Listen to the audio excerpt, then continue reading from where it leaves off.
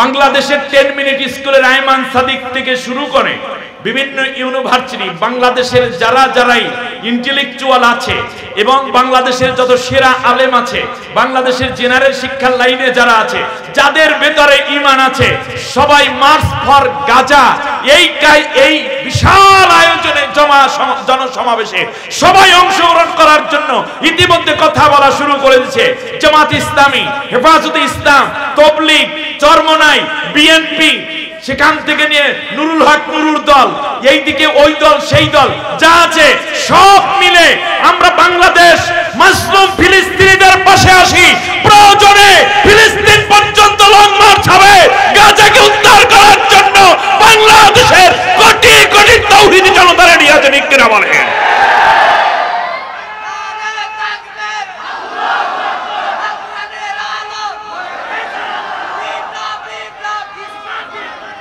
ওরা পরীক্ষা করছে। আমার চারপাশে দাদারা, তিন দিকে দাদারা, একদিকে বঙ্গোপসাগর, ওদের সাথে ওদের সম্পর্ক। আমরা যদি ঈমানি চেতনায় না থাকতে পারি তাহলে আমাদেরকে ফিলিস্তিন বানাবে। কিন্তু বাংলাদেশ আগ্নেয়গিরি, সুপ্ত আগ্নেয়গিরিকে ফাটাবেন না, তাহলে জ্বলে পুরো সব সরকার হয়ে যাবে। আমাদের ভারতকে বলি, তোমাদের মতো এত সংখ্যক সৈন্য নাই, তোমাদের মতো বিশাল অস্ত্র ভান্ডার আমাদের নাই, তোমাদের মতো অত জনগোষ্ঠী আমাদের নাই, ভূখণ্ড নাই, কিন্তু আমাদের সবচেয়ে বড় যেটা আছে তার নাম ঈমান। ঈমানের জায়গায় যদি কেউ বোম ফেলো তাহলে তোমরা সরকার হয়ে যাবে, ঈমান বিজয় লাভ করবে, ঠিক কিনা বলেন? ওয়ালা তাহিনু ওয়ালা তাহজানু ওয়া আনতুমুল আ'লাউনা ইন কুনতুম মুমিনিন।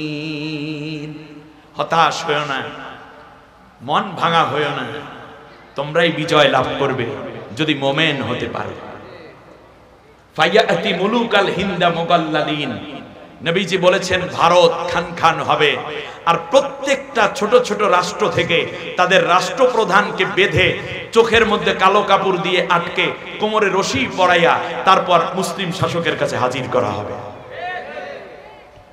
আসবে আবার ওমর তারিক, আসবে আবার মুসা খালিদ, কাটিবে শঙ্কা এই কালো রাত, কাটিবে শঙ্কা এই কালো রাত, জাগরণ জনতার ভাঙবে নিদ, আসবে আবার ওমর তারিক, আসবে আবার মুসা খালিদ। আফগান কাশ্মীর সবে হুঁশিয়ার, জাগতে হবে শোধ নিতে আবার, ঠিক না? সোনালি দিনের তুমি হও মুজাহিদ, আসবে আবার ওমর তারিক, আসবে আবার মুসা খালিদ। বাংলাদেশে এই জন্য দেশ প্রেমিক এবং ইসলাম প্রেমিক এই দুইটির সমন্বয় সরকার যখন হবে, গাজওয়ায়ে হিন্দ তখন আরো বেশি কাছাকাছি চলে আসবে। সেই গাজওয়ায়ে হিন্দে শুধু বাংলাদেশের সেনাবাহিনী লড়াই করবে না, শুধু বিমান বাহিনী নয়, শুধু র্যাব, পুলিশ, ডিবি, টিএসবি, শুধুমাত্র নৌবাহিনী নয়, বাংলাদেশের সীমান্ত রক্ষী নয়, বরং আমার দেশের ফোর্সগুলোর সাথে আমার দেশের ছাত্র সমাজ, নারী, পুরুষ, তাবলীগ, পীর, মুরিদ, জামাত ইসলামী, সেখান থেকে ধরে ছাত্র শিবির, ছাত্র দল, যারাই আছে না কেন, যারাই মোমেন, সবাই মিলে আমার দেশের বাহিনীর সাথে ঐক্যবদ্ধভাবে গাজওয়ায়ে হিন্দ অংশ নেবে ইনশাআল্লাহ। টেস্ট করেছো, কাজ হয়নি। বাতিল সে দবনে ওয়ালি, বাতিল সে দবনে ওয়ালি, आया आसमां नहीं हम, सोबर कर झुका है तू इम्तिहा हमारा। আল্লাহু আকবার। বিশ্ব দেখেছে বারে বারে মুমিন কখনো হারে না, জীবন দিতে পারে তবু ঈমান দিতে পারে না, ঠিক না বলেন? সুতরাং আমাদের বাঁচার একমাত্র কেবলমাত্র শুধুমাত্র উপাদানের নাম হচ্ছে ইসলাম। আমি আজ সেজন্য দরদ ভরা কণ্ঠ নিয়ে বিএনপির ভাইদেরকে দুইটা কথা বলবো। আমি ডক্টর শফিকুল ইসলাম মাসুদ ভাই এবং আমাদের মাথার তাজ, ব্যক্তিগতভাবে আমি যার ছাত্র মনে করে নিজেকে ধন্য মনে করি, এবং আমার শ্রদ্ধেয় বড় ভাই, আমার তো বড় ভাই নেই, তো সেজন্য তিনিও আমাকে অত্যন্ত স্নেহ করেন, আদর করেন। বাংলাদেশের সবচেয়ে বেশি কাছে থেকে যাদেরকে আমি দেখেছি আমাদের রাহবার হিসাবে, তার মধ্যে অন্যতম বিশ্বনন্দিত আলিমী দ্বীন বাহরুল উলুম, আজকের এই মাহফিলের একেবারেই মধ্যমণি জনাব আল্লামা মুফতি কাজী ইব্রাহিম হাফিজাহুল্লাহ আকরামাহুল্লাহ বারাকাল্লাহু ফি হায়াতিহি। আমরা সবাই বলি আমিন। তিনি কথা বলেছেন, আর তিনি যেহেতু আগেই যাওয়া উচিত, কারণ তার শারীরিক সুস্থতাটাই আমাদের সবচেয়ে বড় কাম্য। এজন্য তিনি আমাকে বলেছেন আমি যেন তার পরে কথা বলি। আমি আর কোনো দ্বিরুক্তি করিনি, আমি বলছি ঠিক আছে, এটাই সুন্দর, আপনি যেটা বলবেন আমি সেটাই শুনব, এটাই তো আদব নাকি? তিনি মঞ্চে আছেন। আসলে তার যে প্রত্যেকটা কথা আপনারা নোট করেননি, কিন্তু আমি নোট করেছি। প্রত্যেকটা কথা, প্রত্যেকটা বাক্য এক একটা বিশ্লেষণ করা যায়, এক একটা বক্তব্য এক একটা পিএইচডি গবেষণা করা যায়। এই কথাগুলো আমাদের জীবনের বড় উৎসাহ যোগায়, সামনে পথ চলতে পাথেয় হয়ে থাকে এবং নিজেদেরকে সংশোধনে বড়ই কার্যকর ভূমিকা পালন করে। আমি কোনো ভূমিকা না বলে তার উপস্থিতিতে আমাদের দুইজন অমুসলিম ভাই ইসলাম গ্রহণ করবেন। তার পূর্বে আমার কিছু কথা ছিল, কিন্তু আমাদের মোহতারামের এই কষ্টটুকু হোক এটা আমি চাইনি বিধায় আমি তার উপস্থিতিতে মূলত আজকে আমাদের এই দুই ভাইকে কালেমা পড়িয়ে আমি সর্বোচ্চ যে বিষয় আমাকে দেয়া হয়েছে, যে সমাজ, আদর্শ সমাজ গঠনে যুব সমাজের করণীয়, চমৎকার একটি টপিক, এবং আমার সামনে সেই যুবকরাই বসা আছে। আমাদের শায়েখ এ ব্যাপারে চমৎকার উৎসাহ দিয়েছেন, এবং সবচেয়ে গুরুত্বপূর্ণ কথা হচ্ছে অনিবার্য দুটি যুদ্ধ। আমার কথা শুনুন, অনিবার্য দুটি যুদ্ধ যা মুসলমানরা এড়াতে পারবে না, ইহুদি এবং মুশরিকরাও এড়াতে পারবে না। আল্লাহু আকবার। ইহুদিদের সাথে মুসলমানদের একটি চূড়ান্ত যুদ্ধ হবেই হবে, কেউ ফিরাতে পারবে না। লা তাকুমুস সাআতু হাত্তা ইউকাতিলাল মুসলিমুনাল ইয়াহুদ ফায়ুকাতিলুল মুসলিমুনাল ইয়াহুদা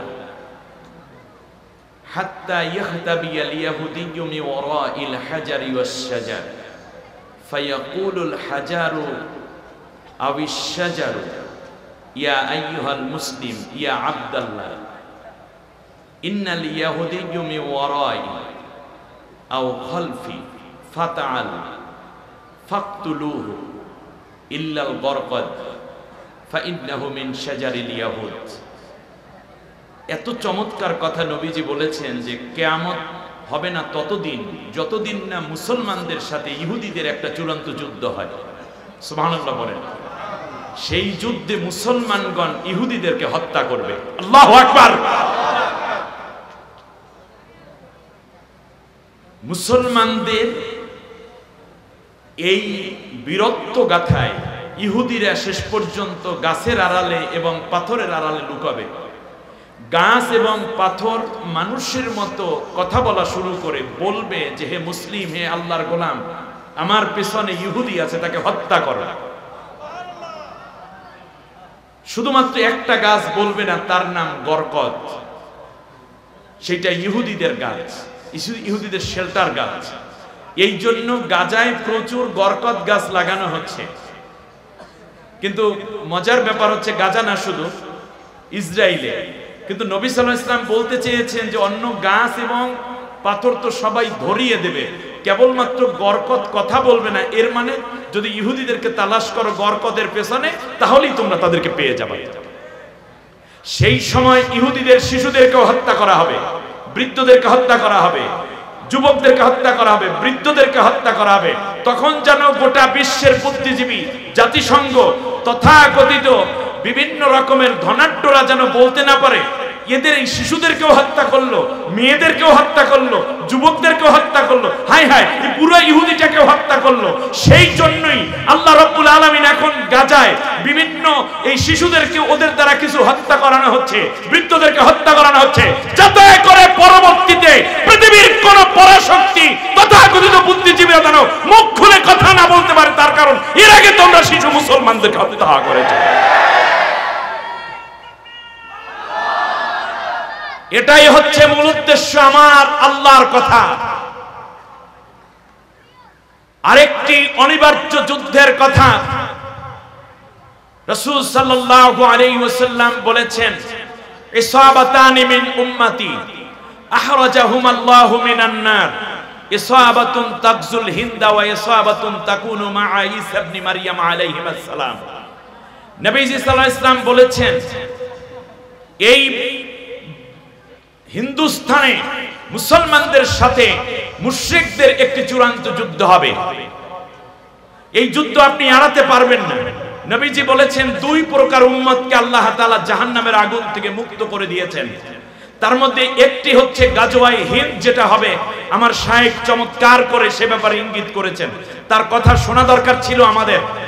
আমি জানি না কেন শ্রোতারা এক ধাপ উঠে গেলেন। এই রকম একজন আল্লামাকে সামনে পেয়ে, শাইখকে পেয়ে যদি এই রকম কথা সারা রাত সারা দিন বলে, আমি জামালউদ্দিন তার পায়ের কাছে বসে এই কথাগুলো শোনার জন্য যদি সুযোগ নিতে পারি, তাহলে নিজেকে ধন্য মনে করব। আপনাদের হয়েছে কি? নবীজি বলেছেন, দুই শ্রেণীর উম্মতকে আল্লাহ জাহান্নাম থেকে পূর্ণ স্বাধীন করে দিয়েছেন। জাহান্নাম তাদেরকে কোনোদিন স্পর্শ করবে না।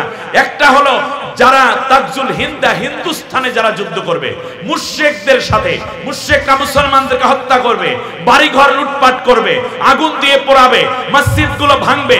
এই অত্যাচারগুলো যখন করবে, তখন দিন রক্ষার জন্য আমার একদল মুসলিম উম্মত যখন জেগে উঠবে, ওই যুদ্ধে যারা অংশ নেবে তারা সব ধরনের ফিতনা ফাসাদ থেকে যেমন মুক্ত থাকবে, জাহান্নামের আগুন তাদেরকে স্পর্শ করবে না।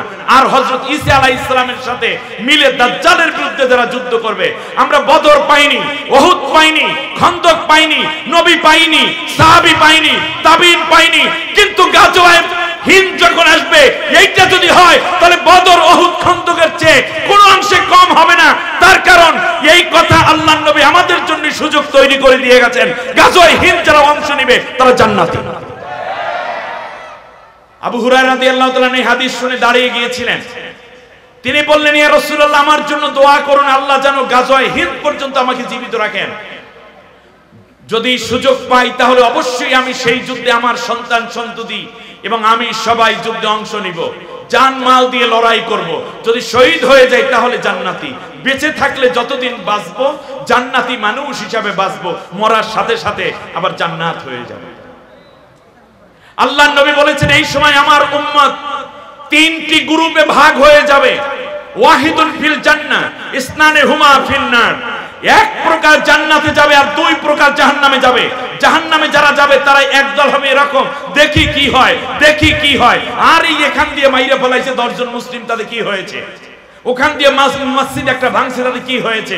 ওনরা ওনাদের তলপি তলপা নিয়ে বসে থাকবে, এরা জাহান্নামী। আর এক দল হবে এরকম যারা মুসলমানদেরকে হত্যা করে, তারপর তারা বলবে যে দেখো দাদা, তোমাদের কোনো চিন্তা নাই, আমরাই তো আছি, তোমরা যা করতে চাও আমরা তো তাই করে দিচ্ছি। অথবা মুসলমানদেরকে ধরে ধরে তারা মুশরিকদের হাতে তুলে দেবে, এরাও জাহান্নামী। আল্লাহর নবী সাল্লাল্লাহু আলাইহি ওয়াসাল্লাম এই হাদিসের শেষ অংশে গিয়ে আরেকটি চমৎকার সংযুক্তি দিয়েছেন। আল্লাহর নবী বলেছেন যে লা তাকুমুস সাআতু হাত্তা তালহাকা কবাইলা মিন উম্মতি বিল মুশরিকিন ওয়া হাত্তা ইয়াবুদুন আল্লাহর নবী বলেছেন যে কিয়ামতের পূর্বে এমন একটা অবস্থা হবে, আমার উম্মতের মধ্যে একটি গোষ্ঠী মুশরিকদের সাথে পুরোপুরি মিশে যাবে। আমার উম্মতের মধ্যে একটি অংশ তাদেরকে দাদা মানবে, তাদেরকে প্রভু মানবে, তাদের দেওয়া চন্দন তিলক তাদের কপালের মধ্যে পড়বে। তারা বলবে তাদের সাথে ব্লাডের সম্পর্ক আছে, তাদের সাথে আমাদের বৈবাহিক সম্পর্ক আছে, তারা মানে আমরা, আমরা মানে তারা। এমনকি শেষ পর্যন্ত তাদের পূজা করবে অথবা মূর্তি পূজা করবে। কি জীবন্ত কথা, কি জীবন্ত কথা। আমাদের মধ্য থেকে আমরা দেখেছি যারা পালিয়ে গেছে তারা তাদেরকে প্রভু জ্ঞানী পূজা শুরু করে দিয়েছে। মনে হয় যেন দেশটা লিখে দিতে পারলেই হলো। আপনারা জানেন না 18ই আগস্ট ছিল একটি প্রোগ্রাম, যেই প্রোগ্রামে বাংলাদেশের অবৈধ স্বৈর শাসক লিখে দিতে চাচ্ছিল বাংলাদেশকে ভারতের, সেই চুক্তি হয়ে যাচ্ছিল। আমার দেশের যুবকরা, ছাত্র সমাজ দেখেছে যে বিএনপি পারে নাই, জামাত ইসলামী পারে নাই, হেফাজত পারে নাই, চরমোনাই পারে নাই। 18টা বছর পর্যন্ত শোষণ চলেছে, কোনো কথা নাই। আমার এই ভূমিকা আমরা দেব না, জীবন দেব কিন্তু জমিন দেব না। আমার ছাত্র ভাইয়েরা জীবন দিয়েছে, বাংলার 1 ইঞ্চি জমিও ভারতের কাছে প্রধানত হতে দেয় না। হয়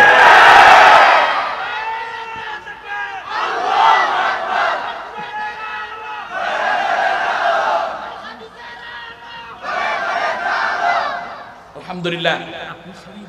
আমি পরের কথা পরে বলবো।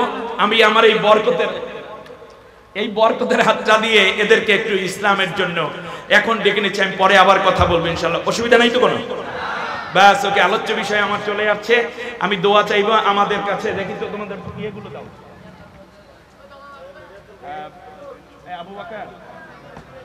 আবু বকর তোমার ইয়েগুলো দাও।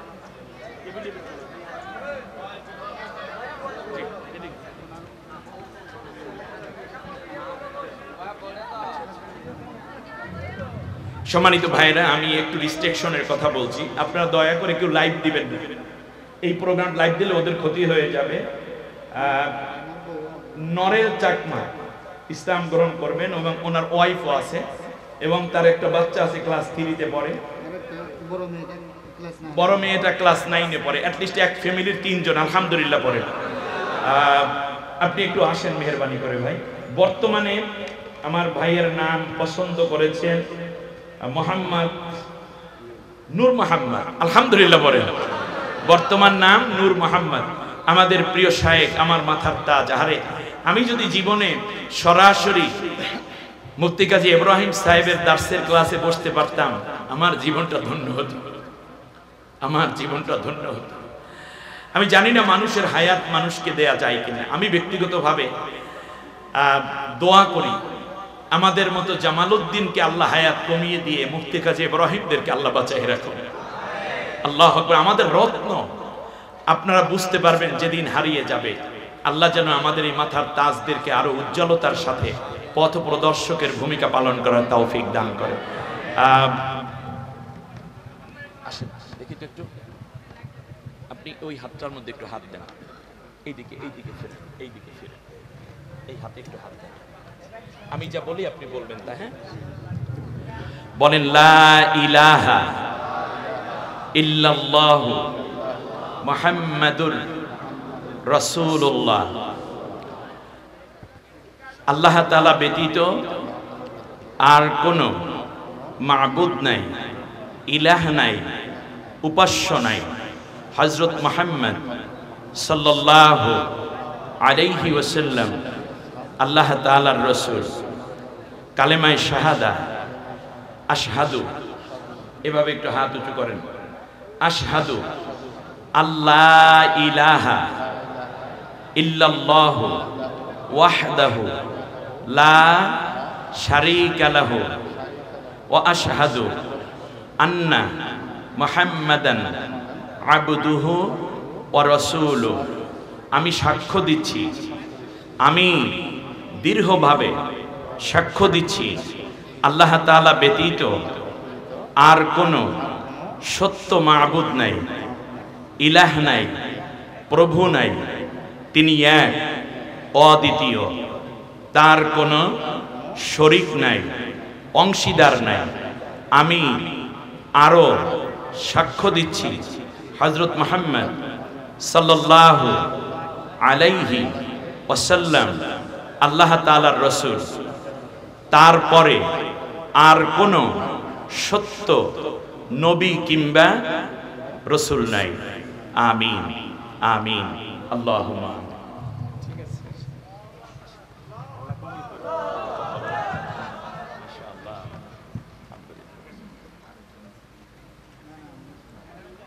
তিনজন মূলত, চারজন, আমরা তিনজন, 2 মেয়ে আর স্ত্রী, চারজন। হুজুরকে একটু নিয়ে যান প্লিজ, ভলান্টিয়ার্সরা কোথায়, একটু নিয়ে যান। সম্মানিত ভাইয়েরা, সবাই আলহামদুলিল্লাহ বলেন। কিয়ামত পর্যন্ত এইভাবে ইসলামের দিকে অমুসলিমরা আসবে, আর আমরা কোন দিকে যাব? অন্যদিকে নাকি ইসলামের দিকে? আমাদের নেতৃত্বে আগামী বিশ্ব গড়ে উঠবে। আমাদের শায়েখ যেভাবে আমাদেরকে উৎসাহিত করেছেন, ইনশাআল্লাহ আগামীর দিনগুলো কোরআনের দিন, আগামীর দিন ইসলামের দিন। ওই নকল ঔষধ বাংলাদেশে আর বিক্রি হবে না, ঠিক কিনা বলেন? আল্লাহ সুবহানাহু ওয়া তাআলা আমাদেরকে কবুল করুন, সবাই বলেন আমিন। হ্যাঁ, একটু সবকিছু করার ব্যবস্থা আছে, একটু বসেন। এই নমুসলিমরা তোমরা একটু সামনে আসো, সামনের দিকে বসো। জি আলহামদুলিল্লাহ, আমি কিছুক্ষণের মধ্যে আর 10 মিনিটের মধ্যে মুনাজাত করে দেব ইনশাআল্লাহ। সবাই থাকতে রাজি আছেন? বাস শোনেন, এই পৃথিবীতে যারা সমাজ বিনির্মাণ করেছেন, আমাদের শায়েখ চমৎকার করে বলেছেন যে 60 বছর পরে মানুষ আস্তে আস্তে একটু ইবাদতমুখী এবং পরকালমুখী হয়ে ওঠে। তবে ডক্টর ইউনুস সাহেবের একটা চমৎকার কথা, যে আমি তো অবসরে পাঠিয়ে দিয়েছি, মানে রিটায়ারমেন্টকে রিটায়ার্ডে দিয়ে দিয়েছে। মৃত্যুর আগ পর্যন্ত কাজ করতে হবে, ঠিক না বলেন? বিজ্ঞানের থিওরি হচ্ছে মানুষের যে নিউরন গুলো আছে, যত বেশি মানুষ কালচার করে, যত বেশি স্টাডি করে, যত বেশি ইন্টেলেকচুয়াল চিন্তা করে, তত বেশি এই নিউরন গুলো শার্প হতে থাকে মৃত্যুর আগ পর্যন্ত। আপনার গবেষণার মধ্যে, পড়ালেখার মধ্যে, তিলাওয়াতের মধ্যে আপনি যত কাটাবেন, আপনার নিউরন ক্ষয় হবে না। আর না হলে 55 বছর বয়স থেকে প্রতিদিন 10 থেকে 15টা নিউরন ধ্বংস হতে থাকে। অতএব পড়ালেখা করলে, জ্ঞান বিজ্ঞান চর্চা করলে নিউরন বাড়তে থাকে। আল্লাহ তাআলা যেন আমাদেরকে বাড়ানোর তৌফিক দেন, বলেন আমিন। তাহলে অবশ্যম্ভাবী দুটি যুদ্ধ আপনারা বুঝতে পেরেছেন? বলেন তো দেখি, তাহলে ইহুদিদের সাথে যুদ্ধ হবে কি হবে না? আল্লাহ তাআলা বলতেছেন, ওয়ালান তারদা আনকাল ইয়াহুদা ওয়ান নাসারা হাত্তা তাত্তাবিআ মিল্লাতাহুম। যতদিন তুমি ইহুদি না হয়ে যাবে, খ্রিস্টান না হয়ে যাবে, ততদিন তাদেরকে তুমি খুশি করতে পারবে না। অতএব ইহুদিরা যদি কারো উপর খুশি হয়, মনে রাখতে হবে তারা তলে তলে ইহুদি হয়ে গেছে। বাংলাদেশের প্রেক্ষাপটে বিগত গভর্নমেন্ট, বাংলাদেশের পাসপোর্টে ইসরায়েলের কোনো ছবি ছিল না, সেইটাকে তারা ইসরায়েলের রাষ্ট্রকে বাংলাদেশের পাসপোর্টের মধ্যে ইনক্লুড করেছে। বাংলাদেশের সাথে বাণিজ্যিক সম্পর্ক ছিল না, সেইটাকে সম্পর্ক এনেছে।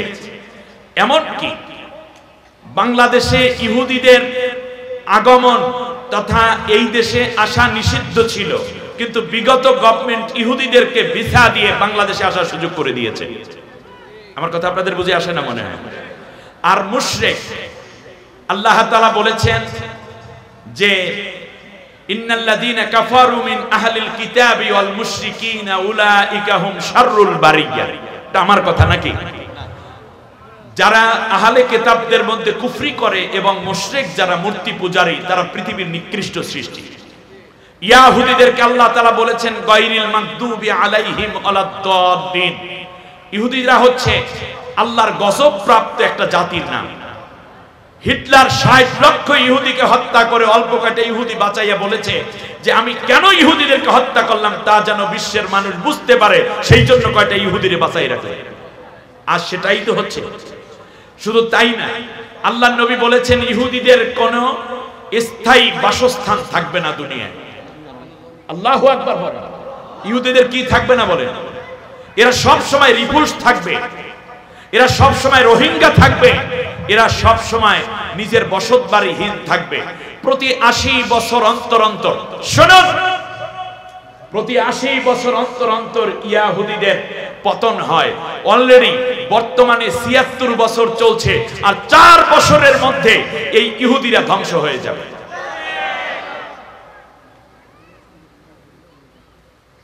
আরেকটি মৌলিক কথা আপনাদের উদ্দেশ্যে বলি, প্রাণ প্রিয় নায়িকা, সিনেমা টেলিভিশনের তারাও এখন ঐক্যবদ্ধ ইসলামের জন্য।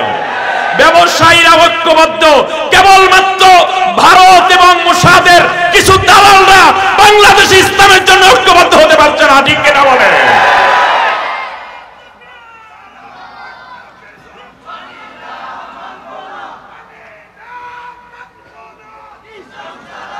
এবার শুনুন, আগামী 4 বছরের মধ্যে, আগামী 4 বছরের মধ্যে ইসরায়েল ধ্বংস হবে। আগামী 5 বছরের মধ্যে খরাবুল হিন্দা মিনাস চীন, চীনের দ্বারা ভারত আক্রান্ত হয়ে খণ্ড বিখণ্ড হয়ে যাবে।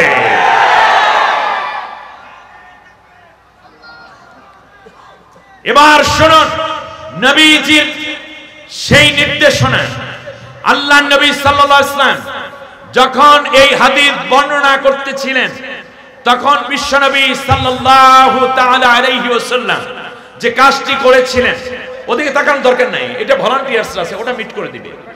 ওখানে যথেষ্ট ভলান্টিয়ার্স দায়িত্বশীল আছে, বাস শেষ, ওটা শেষ হয়ে গেছে। এবারে বসেন।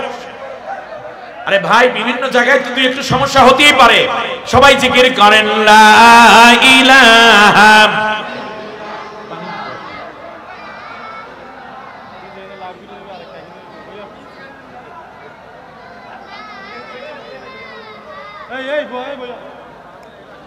লা ইলাহা ইল্লাল্লাহ,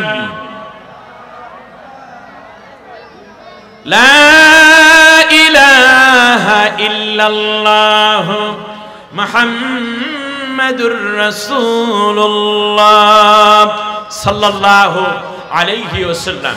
আমার দিকে তাকান। এক ভাই কোরআনের বাণী শুনে হয়তো একটু বেহুশ হয়ে পড়েছে, তাতে অসুবিধা কোথায়? আপনাদের কোনো অসুবিধা হওয়ার কথা? এত বড় জীবন্ত কথা শুনে একটু সেন্সলেস হতেই পারে। আল্লাহু তাকবীর, নারায়ে তাকবীর। সম্মানিত ভাইরা, এবার শুনুন, আল্লাহর নবী সাল্লাল্লাহু আলাইহি ওয়াসাল্লাম বললেন, এই হাদিস বর্ণনার সময় আল্লাহর নবী কিছুটা সময় চুপ হয়ে গেলেন। একটু পরে নবী প্রচন্ড কান্না করলেন, চোখের পানি মুছতে মুছতে নবী আবার চেহারা মোবারক উঁচু করলেন, একটা মুস্কি হাসি দিলেন। সুবহানাল্লাহ বলেন। সাহাবীগণ আরজ করলো, ইয়া রাসূলুল্লাহ, বুঝলাম না, হাদিস বর্ণনা করতে গিয়ে 2 দল উম্মত জাহান্নাম থেকে মুক্তি পেয়েছে, ঠিক না বলেন? একটু আগে বললাম না, নবী গো, মাঝখানে আমরা মনে করেছিলাম হাদিস বর্ণনা শেষ, আপনি থেমে গেলেন, আবার শুরু করলেন। নবীজি বললেন, এই যুদ্ধটা একটু দীর্ঘ মেয়াদী হবে, এই জন্য আমি থেমে বুঝাইয়া দিলাম এই যুদ্ধ 2-4 মাসে শেষ হবে না, একটু লং হবে টাইমটা, এই জন্য আমি মাঝখানে থেমেছি। নবীজি কাঁদলেন কেন? আল্লাহর নবী বললেন, আমার সাহাবীরা, তোমরা সাধারণ মানুষ আর আমি নবী। আল্লাহ রাব্বুল আলামিন আমাকে যা দেখান তোমাদেরকে তা দেখান না। আল্লাহ দেখিয়েছেন এই যুদ্ধে প্রচুর রক্তক্ষরণ হবে, রক্ত নদী বইবে, প্রচুর মানুষের প্রাণহানি হবে, মানুষের রক্তের উপর দিয়া মানুষের লাশ ভেসে ভেসে যাচ্ছে, এমন দৃশ্য আমাকে দেখানো হয়েছে, এজন্য আমি কেঁদেছি।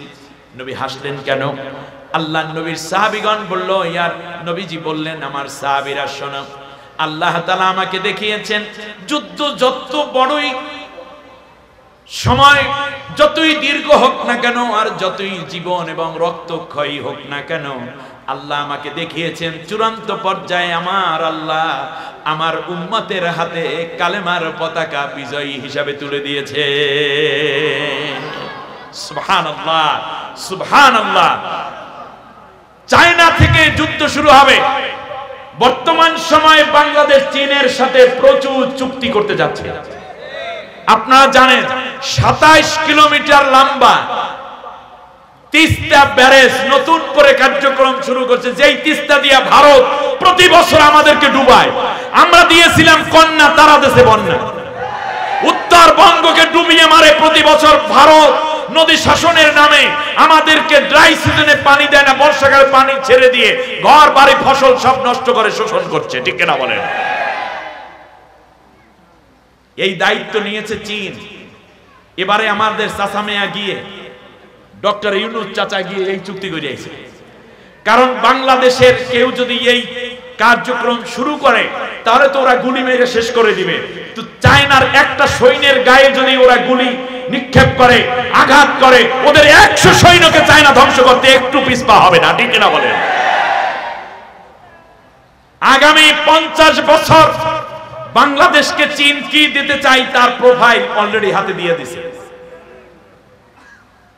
এজন্য আমি মুফতি কাজী ইব্রাহিম হাফিজাউল্লাহর মতো তো শক্ত করে এভাবে বলতে পারবো না, তবে গত বছর নির্বাচিত সরকারের সময়ও আমরা রমজানে পেঁয়াজ খেয়েছি 250 টাকা করে, এবছর খাইছি 20 টাকা করে।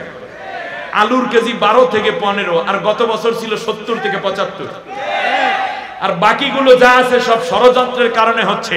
অতএব ষড়যন্ত্রকারী যারা বাংলাদেশে আছে তাদের জন্য আমার জেনজিরা যথেষ্ট। এগুলোকে খুঁজে খুঁজে বের করে ষড়যন্ত্রকারীদেরকে অন্য দেশে পাঠাতে হবে, নয়তো ভালো করে ছেড়ে দিতে হবে, ঠিক কিনা বলেন? যুবকদেরকে এগিয়ে আসতে হবে। অশাবুন নাশাতা ফি ইবাদাতিল্লাহ। বর্তমান যুবকরা কি চায় আমি ছোট্ট দুইটা উদাহরণ দেই। সার্জিস আলম বিয়ে করেছে একজন কোরআনে হাফেজাকে। তার চারপাশে সুন্দরীর অভাব ছিল। বর্তমান বিপ্লবের অগ্রাধিনায়ক, সেনানায়ক, মুক্তি আন্দোলনের অগ্রপথিক সার্জিস আলম কই ইউনিভার্সিটিতে পড়ুয়া, তার ক্লাসমেট, জুনিয়র, এলাকাবাসী, বিদেশি, শিল্পপতি, ক্ষমতাসীন, উপরস্থ কর্মকর্তা কারো মাইয়া বিয়ে করলো না, বিয়ে করেছে একজন কোরআনে হাফেজাকে। বোঝা যায় ওরা আন্দোলনের সময় এক হাতে হাত মিলিয়ে কাজ করলো, বৈবাহিক জীবনে এই নৈতিক মানটুকু তাদের ভেতরে আল্লাহ দিয়ে রেখেছেন। হাসনাত আব্দুল্লাহ বিয়ে করেছে আমার এলাকায় এবং আমার ভাতিজিকে। বিয়ে পড়াইলাম আমি। বিয়ে পড়ানোর পরে মুসাফা কোলাকুলি করার কপালে একটা চুমু খেতে গেলাম। কপালে চুমু খেতে গিয়ে দেখলাম কপালের মধ্যে সেজদার দাগ। আমার কথা আপনাদের বুঝে আসছে? সুতরাং আমার দেশের মুশফিক রহিম থেকে নিয়ে যারাই বলেন নামাজের ওয়াক্ত হলে তারা নামাজে দাঁড়িয়ে যায়। গত বছর এই নায়ক সাকিবকে নিয়ে আসা হয়েছিল, খুব সম্ভব একটা টেলিভিশনে কোরআনের তেলাওয়াত অনুষ্ঠানে কারা প্রতিযোগী হলো, কারা মানে ফাইনাল পর্বে, তখন বলেছে আমার জীবনের সেরা সময় আমি উপভোগ করলাম। এর মানে প্রত্যেকের অন্তরে আল্লাহর নাম আছে, ওরা যা করুক আর না করুক সময় মতো ঠিকই ইসলামের দিকে নেমে আসে।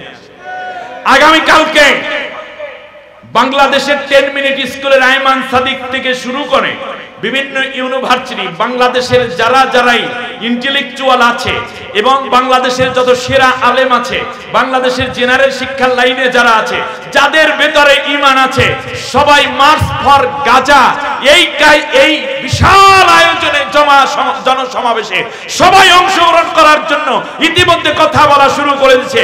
জামাত ইসলামী, হেফাজতে ইসলাম, তাবলীগ, চরমনাই, বিএনপি, সেখান থেকে নিয়ে নুরুল হক নুরুর দল, এইদিকে ওই দল সেই দল যা আছে সব মিলে আমরা বাংলাদেশ মাজলুম ফিলিস্তিনিদের পাশে আসি। প্রয়োজনে ফিলিস্তিন পর্যন্ত লং মার্চ হবে গাজাকে উদ্ধার করার জন্য। বাংলাদেশের কোটি কোটি তাওহীদি জনতা রেডি আছে, ঠিক কিনা বলেন?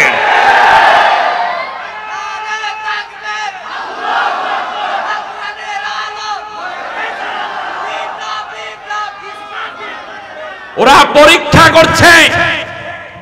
আমার চারপাশে দাদারা, 3 দিকে দাদারা, একদিকে বঙ্গোপসাগর, ওদের সাথে ওদের সম্পর্ক। আমরা যদি ঈমানী চেতনায় না থাকতে পারি তাহলে আমাদেরকেও ফিলিস্তিন বানাবে। কিন্তু বাংলাদেশ আগ্নেয়গিরি, সুপ্ত আগ্নেয়গিরিকে ফাটাবেন না, তাহলে জ্বলে পুরো সব সরকার হয়ে যাবে। আমাদের ভারতকে বলি, তোমাদের মতো এত সংখ্যক সৈন্য নাই, তোমাদের মতো বিশাল অস্ত্র ভান্ডার আমাদের নাই, তোমাদের মতো অত জনগোষ্ঠী আমাদের নাই, ভূখণ্ড নাই, কিন্তু আমাদের সবচেয়ে বড় যেটা আছে তার নাম ঈমান। ঈমানের জায়গায় যদি কেউ বোম ফেলো তাহলে তোমরা সরকার হয়ে যাবে, ঈমান বিজয় লাভ করবে, ঠিক কিনা বলেন? ওয়ালা তাহিনু ওয়ালা তাহজানু ওয়া আনতুমুল আ'লাউনা ইন কুনতুম মুমিনিন। হতাশ হয়ো না, মন ভাঙা হয়ো না, তোমরাই বিজয় লাভ করবে যদি মোমেন হতে পারো। ফায়াতি মুলুকাল হিন্দা মুগাল্লাদিন, নবীজি বলেছেন ভারত খান খান হবে, আর প্রত্যেকটা ছোট ছোট রাষ্ট্র থেকে তাদের রাষ্ট্রপ্রধানকে বেঁধে চোখের মধ্যে কালো কাপড় দিয়ে আটকে কোমরে রশি পরাইয়া তারপর মুসলিম শাসকের কাছে হাজির করা হবে। আসবে আবার ওমর তারিক, আসবে আবার মুসা খালি, কাটিবে শঙ্কা এই কালো রাত, কাটিবে শঙ্কা এই কালো রাত, জাগরণ জনতার ভাঙবে নিদ, আসবে আবার ওমর তারিক, আসবে আবার মুসা খালি। আফগান কাশ্মীর সবে হুঁশিয়ার, জাগতে হবে শোধ নিতে আবার, ঠিক না? সোনালী দিনের তুমি হও মুজাহিদ, আসবে আবার ওমর তারিক, আসবে আবার মুসা খালি। বাংলাদেশে এই জন্য দেশ প্রেমিক এবং ইসলাম প্রেমিক এই দুইটির সমন্বয় সরকার যখন হবে, গাজওয়ায়ে হিন্দ তখন আরো বেশি কাছাকাছি চলে আসবে।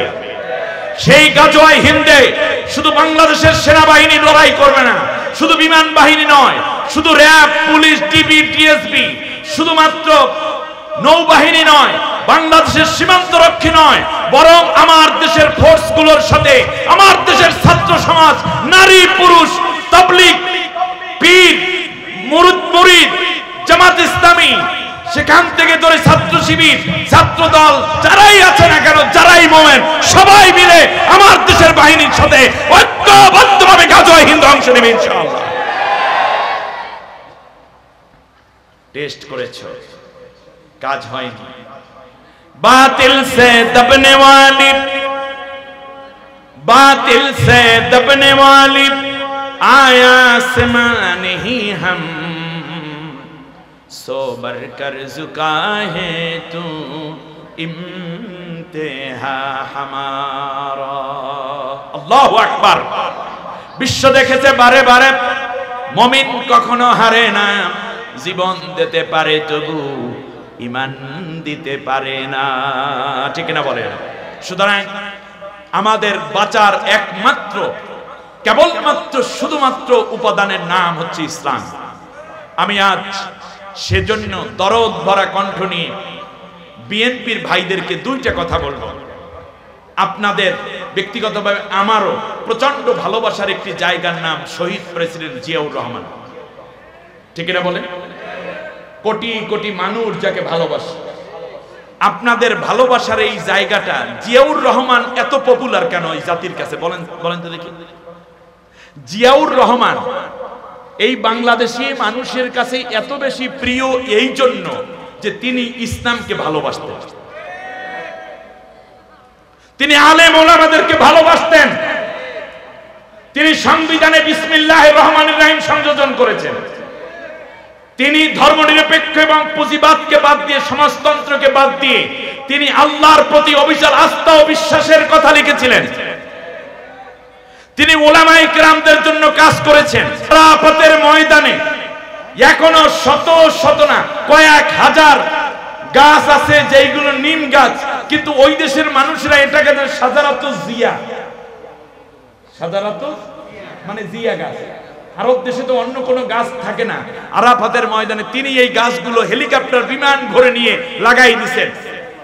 সৌদি সরকার তাকে সূরা জুমার আয়াত উপহার দিয়েছেন, যেটা বাইতুল মুকাররমে এখনো টানানো আছে মূল গেটে।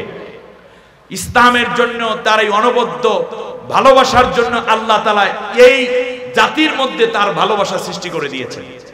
তা আপনারা যেই প্রেসিডেন্ট জিয়াউর রহমানকে ভালোবাসেন, সেই প্রেসিডেন্ট জিয়াউর রহমান ইসলামকে এত ভালোবাসতেন, আর আপনি এখনই ওই পরাজিত শক্তি ধর্মনিরপেক্ষ মতবাদের ধ্বজাধারী জালেমরা যা বলেছে আপনাদের জবান থেকে এখন সেই রকম কথা শুরু হয়ে গেল। মৌলবাদী, জঙ্গিবাদী, এই সেই মসজিদে ইমাম সাহেব ভোট চাইতে পারবে না, মাহফিলের মধ্যে রাজনীতি চলবে না, এইগুলা তো পলাতক গভর্নমেন্টের ওই পালিয়ে যাওয়া দুর্নীতিবাজদের কথা, স্বৈরশাসকদের কথা। আপনাদের জবান থেকে কেন এই কথা বের হয়? আপনি যদি জিয়ার আদর্শের সৈনিক হন তাহলে ইসলামকে বেশি ভালোবাসুন, তাহলেই কেবল আপনি জিয়ার আদর্শের সৈনিক হবেন। প্রেসিডেন্ট জিয়াউর রহমানের জিন্দেগি সাহাবীদের জিন্দেগি। তার কারণ আবু বকর রাদিয়াল্লাহু তাআলা আনহু যেই দিন ওফাত হয়ে যান, সেই দিন আবু বকর রাদিয়াল্লাহু তাআলা আনহু বলেছেন যে ওমর, আমাকে তুমি গোসল করাবে, নতুন কাফনের কাপড় দরকার নাই, পুরান কাপড় ধুয়ে আমি ওই বাক্সে ভরে রেখেছি 3 কাঠ কাপড়, এটা দিয়ে কাফন জড়াই দিও। অর্ধেক পৃথিবীর শাসক প্রায় পুরাতন কাপড় দিয়ে কাফনের কাফন জড়ানো হয়। আপনারা ব্যাংকের মালিক হইলেন রাজনীতি করতে গিয়ে, আপনারা শূন্য থেকে জিরো থেকে হিরো হয়ে গেলেন অর্থনৈতিক দিক থেকে। কই জিয়াউর রহমানের ভাঙ্গা সেই সুটকেসটা আজ কোথায়? সুতরাং ফিরে আসুন, জিয়াউর রহমানকে ভালোবাসতে তার আদর্শে আসুন।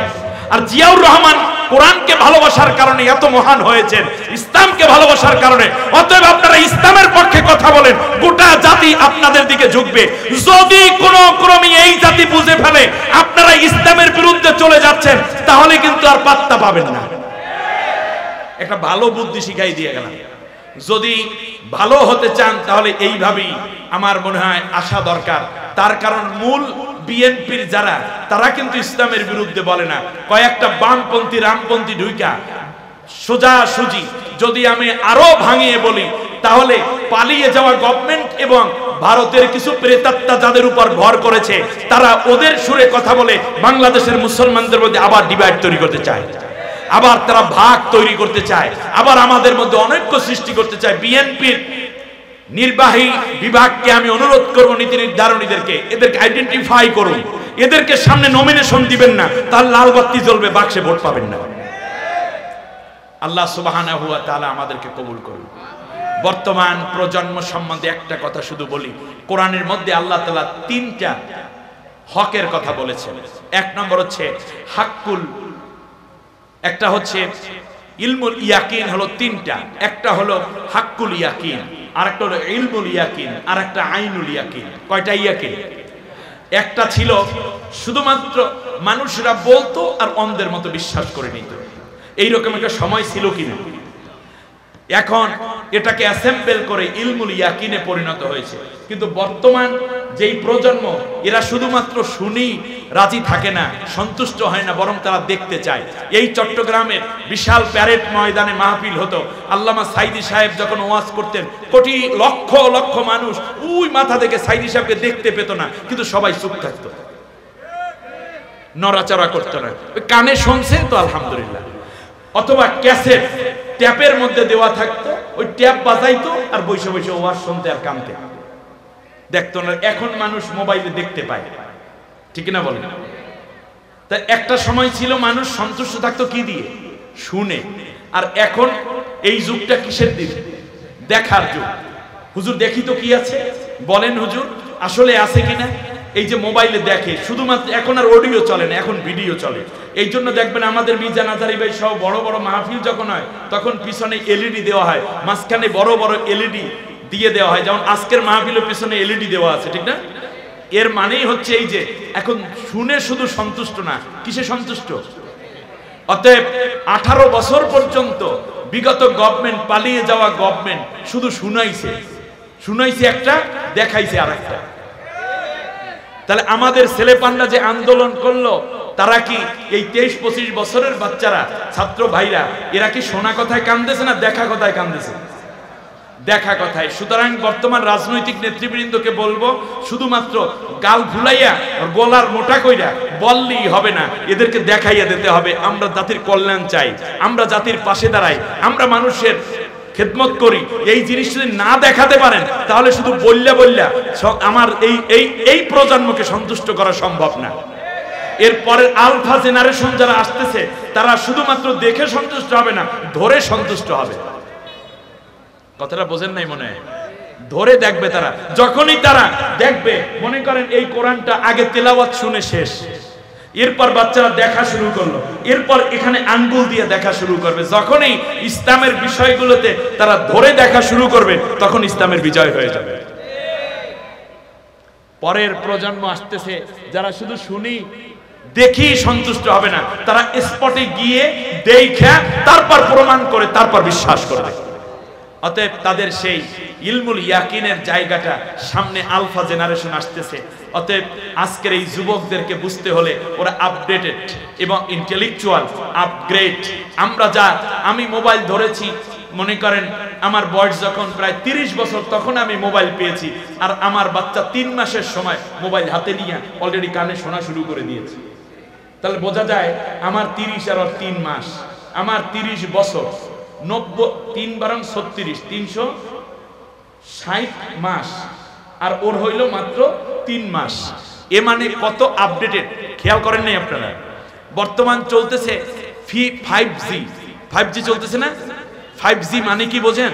5G মানে হচ্ছেন আপনি হলেন 1, আপনার ছেলে হলো 2, আপনার নাতি হইল 3, নাতির সন্তান হলো 4, সেই সন্তানের সন্তান হলো 5, পঞ্চম জেনারেশন, ফিফথ জেনারেশন মানে আপনাকে নিয়ে বিজ্ঞানীরা এখন ভাবছে না, আপনার ছেলেকে নিয়ে ভাবছে না, ছেলের সন্তান নিয়েও ভাবছে না, তার সন্তান নিয়ে ভেবে তার ব্রেন কি চাইবে সেই আপডেট করে গাড়ি, মোবাইল, ল্যাপটপ, ফ্রিজ, কম্পিউটার এইগুলো তারা সেটআপ দিচ্ছে। আর আপনি এখন বসে রয়েছেন সেই পুরানো দিনের কাহিনী নিয়ে।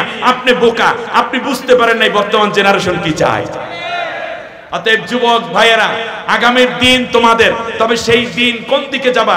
দয়ের অস্বীকার নয় এর সাথে শুধুমাত্র একটা বফলা লাগাইয়া দিন বানাইয়া দাও। আগামীর দিবস যেমন তোমার জন্য, আগামীর কোরআনও তোমার জন্য। অতএব কোরআনের সাথে থাকো, আল্লাহ তোমার মর্যাদা দুনিয়া থেকে আসমান পর্যন্ত বিস্তৃত করে দিবেন। আল্লাহ সুবহানাহু ওয়া তাআলা আমাদেরকে কবুল করুন, আজকের এই মাহফিলকে আল্লাহ সমৃদ্ধ করুন। আর এই আন্দোলন সংগ্রামে আমাদের প্রিয় জাফর ভাই রয়েছেন, আপনারা চিনেন কিনা? আজকের এই মাহফিলের সম্মানিত সভাপতি জাফর ভাই কোথায় চলে গেছে? আছে ও, আলহামদুলিল্লাহ। শুনুন, জাফর ভাইকে আমানত হিসাবে রেখে গেলাম। ইসলাম আসলে কি হবে? দুর্নীতি দেখেছেন শাসকদের দ্বারা, নেতৃত্বের দ্বারা দেখেছেন অন্যায়, অবিচার, দলীয়করণ, সুদ, ঘুষ ইত্যাদি। আমাদের জাফর ভাইকে রেখে গেলাম, সময় সুবিধা মতো নেতা বানাইয়া দেবেন, স্বজন প্রীতি করবে না ইনশাআল্লাহ। বলেন, 1 পয়সা দুর্নীতি হবে না। দাঁড়াই সালাম দাম জনগণের। আর বসছেন কেন? দাঁড়ান, আরেকটু দাঁড়ান। এত লাজুক হলে চলবে না, 2টা হাত উঁচু করেন। আলহামদুলিল্লাহ, জাফর ভাই যেখানে আমরা আছি সেখানে, ঠিক না? বলেন আল্লাহ কবুল করুন, বলেন আমিন। কারণ জাফর ভাই কোরআনের সাথে আছে, এই জন্য আমরা জাফর ভাইকে ভালোবাসি। যারা কোরআনের সাথে আমরা তাদের সাথে, যারা কোরআনের সাথে নেই আমরা তাদের সাথে নাই, ঠিক না? বলেন। নবীজি বলেছেন, এইবার বসেন, আল কোরআনু হুজ্জাতুল লাকা ওয়া আলাই, কোরআন তোমার পক্ষে কিংবা বিপক্ষে দলিল। আপনারা কি কোরআনের বিপক্ষে যেতে চান না পক্ষে দলিল পেতে চান? পরকালে কোরআনকে পক্ষে দলিল পেতে চান? যদি কোরআনকে পক্ষে যারা পাবে, মান জাআলাহু আমামাহু কাদাহু ইলাল জান্নাহ, কোরআন তাদেরকে জান্নাতে না নিয়ে একা ছেড়ে চলে যাবে না। অতএব পরকালে যদি কোরআনকে সাথী পেতে চাই, দুনিয়ায় থাকতে হবে কোরআনের বিপক্ষে না পক্ষে? কথা বলেন, কোরআনের পক্ষে থাকতে হবে। অতএব একটা স্লোগান দেন, দল মত নির্বিশেষে সবাই একটা কথা বলেন, কোরআন আছে যেখানে। আরেকটু জোরে বলেন, কোরআন আছে যেখানে, কোরআন নাই যেখানে। কোরআন আছে যেই দলে, কোরআন নাই যে দলে। আল্লাহ তুমি কোরআনের বিজয় দাও। সব দল দেখা শেষ, এবার হবে আল কোরআনের বাংলাদেশ। আল্লাহ সুবহানাহু ওয়া তাআলা কবুল করুন। আজকের এই মাহফিলকে যারা আঞ্জাম দিয়েছেন, ভলান্টিয়ার্স ভাইয়েরা, প্রশাসনের বিভিন্ন কর্মকর্তা কর্মচারী এবং পুলিশ বাহিনীর সদস্যবৃন্দ এবং এলাকার যুবক ভাইয়েরা, বৃদ্ধ মুরব্বীরা, ব্যবসায়ী ভাইয়েরা এবং সচেতন নাগরিক ও রাজনৈতিক নেতৃবৃন্দ, বিভিন্ন দলের সকলের প্রতি আন্তরিক কৃতজ্ঞতা ভালোবাসা জানিয়ে মুনাজাত না করে আমরা কেউ যাব না। এত বড় মাহফিল, মুনাজাত করে সবাই যাব। নামাজের সূরাতে সবাই বসে, হাঁটু ভাঁজ করে নামাজের সূরাতে বসে একবার আলহামদু, 3 বার কুল হু আল্লাহ।